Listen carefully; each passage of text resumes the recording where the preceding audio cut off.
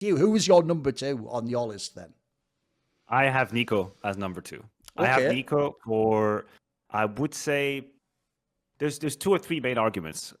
One is obviously the Katowice Cologne double trophy, and the other is his numbers throughout the year up until the last 2 months are stratospheric. Like if you're looking until, I would say, the rise of CS2, there's nobody but ZywOo that even has a conversation with NiKo's numbers. And this is one of the cases where the eternal debate that I have within me is how much do I weigh the transition to CS2 and the struggles that he's having over the whole year? And I kind of have this internal debate, but I don't think that anyone has a case strong enough against NiKo this year, also considering what you just mentioned, like the amount of tournaments that they are, the S-tier tournaments that they are, the fact that he wins 2 out of the 3 most prestigious events out there, his numbers in these events as well. I don't think there is a stronger case than NiKo throughout the 12 months of 2023. If we had this conversation in a month, maybe that would have been enough for me to tip the scale and start opening the debate and opening the gates. But since his struggles have only been, let's say, 3 months out of 12, I do feel like the advance, the leeway he had in the first 9 months of the year might be enough for him to secure the 2nd spot. I mean, I do think like essentially NiKo is one immediately where you're already going to see, as you set up there, that this is where recency bias will ruin this conversation. Yes. Because like you say, the problem is the last period wasn't his strongest period. And obviously G2, quite frankly, even looked like they potentially turned events down because there was the roster moves going on. They didn't know if NiKo himself was going to Falcons. I get why they were a little bit like less active in CS2, but I think people are forgetting the first 2/3 of the year, mate. Like the problem NiKo has is this. If you remember when he won Katowice, famously, he actually kind of wasn't the best player there. It was other people with the best one. But Cologne, he was a banger at. And if you look at the rest of the year, I'd really say this is a rare example where you just got to go check the stats page for the events, guys. Like, the amount of events this guy has where essentially like I'm saying about like numbers was even before, like, he's putting up like MVP numbers in like half the fucking lands he's playing at, guys. Whether they come, and the joke is, this is why I've sort of agree I'd probably take NiKo as number 2 as well. Because here's the thing. It doesn't matter what his team's doing, mate. You can look at the LAN. He might come in 8th. He might come in 1st. He's doing the same numbers. Like, this guy he just does his job, and he's fucking superlative at it. And obviously, there are some tournaments where he has numbers that are bonkers. Like, I've always said this, right? This is where the rating part, to me, isn't as satisfactory. Like, I always say, for me, kills per round is the king stat in Counter-Strike, because my key thing I always say is it can't be faked. Like, I don't care what story people want to come to. Oh, it's just eco frag. There's no person who's not good who can eco frag and get 0.8 kills per round in a tournament. Like, that's not possible. I don't care how greedy you want to play. Like maybe it would be if we're playing tier 3 and it's an online cop and I can sort of pick my spots maniac. If I'm playing tier 1 lands against the best teams in the world, like, at the end of the day, it's like the blame F argument. That's why I don't know if he's the best rifler, but I'll never let anyone tell me he sucks. He cannot suck. Like, the eye test, the numbers tell me it's impossible. Like, to do that, you actually have to be good at some level of Counter-Strike. And NiKo is clearly exceptionally good. So for me, I do think he's a bit underrated in that sense, because people are just going to think of those. Like, I'll give you an example. Even though we all know the way the major ended with that fucking game against Fnatic was a nightmare and everyone was laughed at NiKo, have you seen his fucking numbers for that major, boys?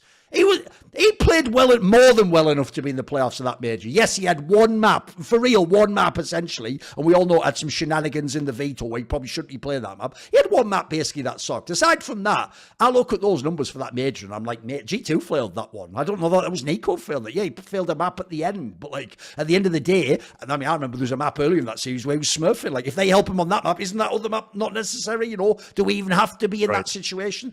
Like the old simple scenario that used to happen back in the day, where I've always told people this. The best example ever is that ESL Cologne run when they played SK in the final. Like, yeah, he looked like shit in the final and Team Liquid looked like shit. Why were they in the final? There's the question you got to ask yourself. Like, they had no business even being there. Like, the joke is he actually played too well in the early games and made himself a harder game. Like, he sort of created the scenario where he looked bad because he was in the final. So I think people are sleeping on NiKo. The only argument for me, in my opinion, this is a mix of eye test, is if you want to do the ROPS angle. Obviously, both star riflers, both have been in teams that have won tournaments. The thing for me is this. I think ROPS is obviously more clutch. I don't think that's a big surprise to anyone. It's not like NiKo's bad with that. But the problem is, I do think ROPS is a little bit more like, when I described earlier how it doesn't matter where G2 places, that's not the case for Rops, in my opinion. Like, in my opinion, if you're Rops, you actually can't just decide you're going to win every game. Like, if your team, I made this point in past episodes. If people like Brokey and Rain don't do aggressive moves, there is no Rops 1v3 clutch. Like, that suddenly becomes like a 1v5 clutch that he's just saving him because it's impossible. The difference is, if you know the way NiKo plays the game, he could do this every single opponent, every single fucking map, seemingly. He actually is just a stud. So, as much as I know people are sort of a bit out on him, because I don't know why, they almost want it to be like NiKo's washed or something. It's like,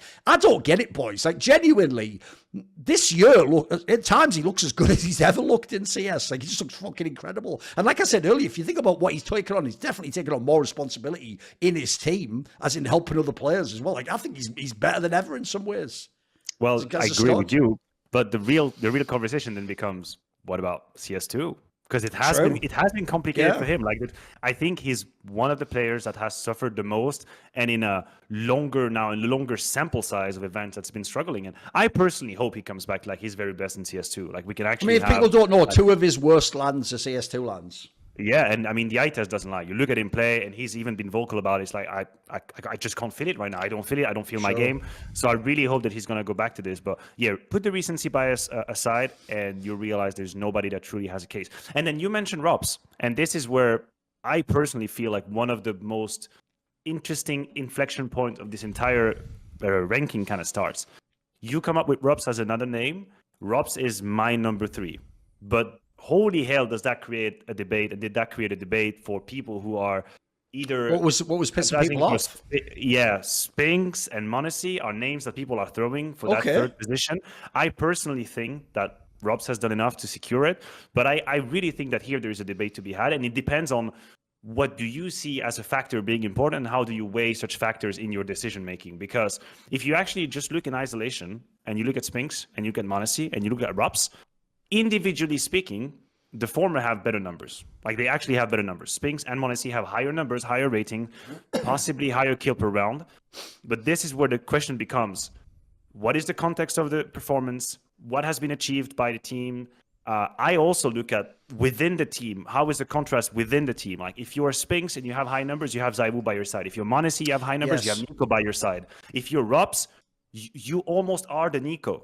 Sure, you have good players by your side, but there's no superstar that is going to put you in like favorable situations, favorable positions. So I think it's a very hard call to make, and I'm not going to stand here like I know the absolute religious truth and that's it. Nobody can ever have a different opinion. I do think that Robs deserves the 3rd spot. Recency bias might come in effect because we've all been kind of blown away by his transition to CS2 and like the space he's taken in CS2. But actually, if you look at it, he's got very consistent high numbers throughout the year. It's just the race of phase just didn't have the same amount of success, and there's been failures all around. But I do feel like it's an open debate. I'd love to hear your opinion about it. I put him as a 3rd, but that's because I value the team context within which the stats are being produced a whole lot.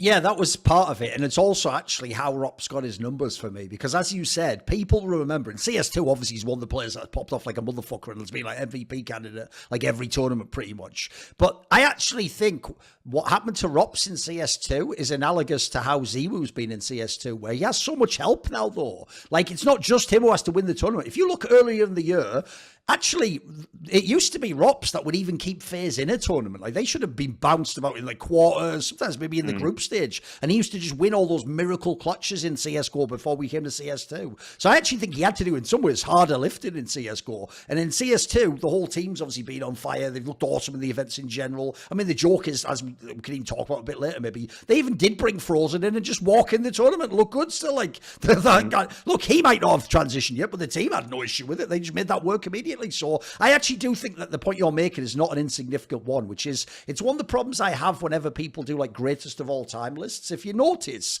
I don't really go too crazy about if you have like for example, if you had like in like 1.6, if you really thought Forest was better than Neo, that's an acceptable opinion. My problem would be this: if we make a top 20 of all time list and suddenly you have like 2 of Forest's teammates, just like you're talking about here, Maniac, I'm going to start to ask, well, how hard does it eventually get for that 3rd guy to have what your greatest player of all time and then another top 15, top 10 player? So the same concept here. It's like, if you guys think Spinks is that much of a stud, Are we just going to ignore what we just said about Zero? Like, that Zero sometimes entries with an AK, and then Spinks is the lurker and cleans up those kills, plus gets kills on rounds that he kills 2 people and then saves. Like, you know what I mean? Like, look, Rops is doing that as well, but as you say, Rops has to do that and be the main primary output for his team. He has to have the production every game and do some of the things Spinks is doing. So I agree. And I think actually the Monacy one, as much as this is going to sound biased, like when we were in CSGO at least, the AWP is an incredibly powerful gun.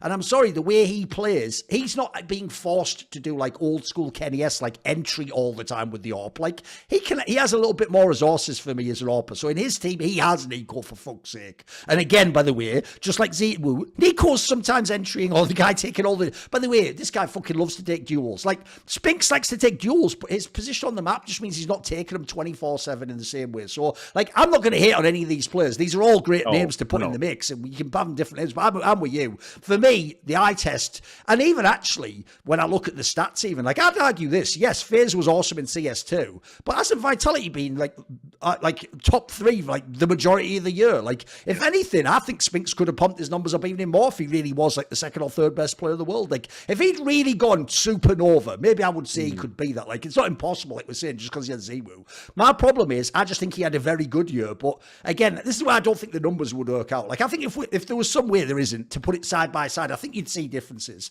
I think you'd see times where it's a little bit easier. Like I'm saying, I'm just thinking of Spinks cleaning up a rotation where Zemu already entered the site. Like, that Rups isn't doing that, you know.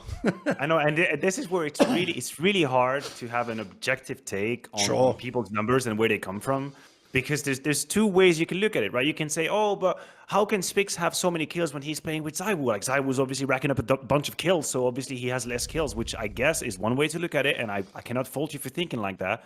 But then you have to consider how many rounds ZywOo win that then puts you in an economical advantage, which means you have an easier round, which means you have a higher rating, which means you have a better victory. And there's like this sort of like correlation between like having a very strong players in your team, getting easier rounds, and then obviously having a good output in these rounds. And I think Rops does not benefit from that to that crazy extent. Sure, he's got good players with him now in CS2, undeniable, undebatable. But I do think that Rops kind of had to manufacture these good situations on his own, more than Spigs had to, and more than Monacy had to throughout the year. And this is where, even though the numbers might favor the 2 others, I would slightly favor Rops. But as you say, there's a conversation to be had. And if someone comes to me and says, no, I actually think it's Spigs, I'm not going to say you're an idiot. Say, okay, let's hear the arguments out. Like, there's definitely a debate. See more cool, funny, interesting clips based on topics from my content? Well, subscribe to this channel then, or, you know, be a pleb and don't.